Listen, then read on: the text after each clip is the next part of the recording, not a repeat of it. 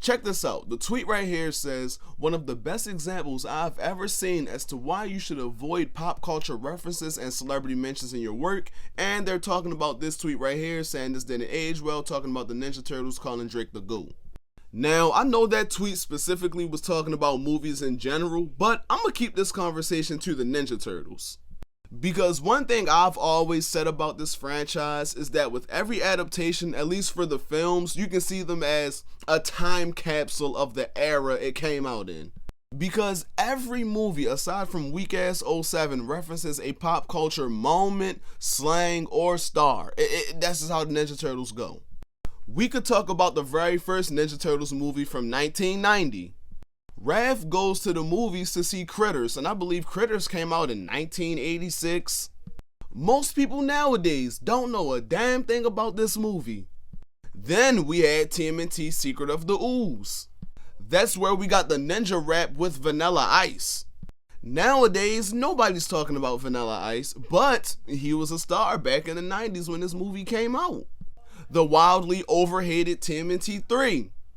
Remember this scene right here when Leo and Donnie were watching April rip some part of her gown or whatever it was to show legs, and they were like, a Legorama, swing!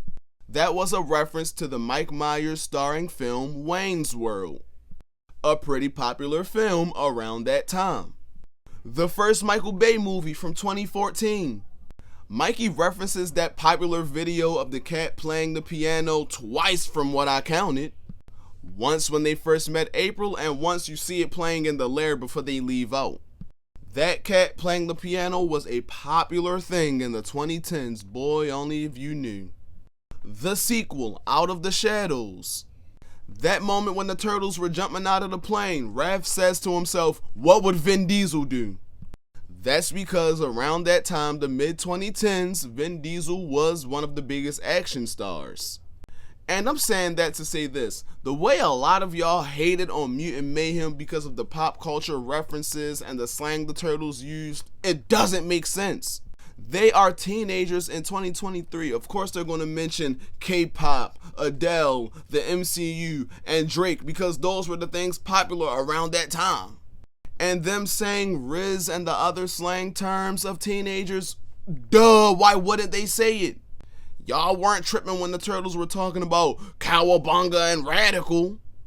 And if you want, you can pause to read this. It sums up everything I was saying.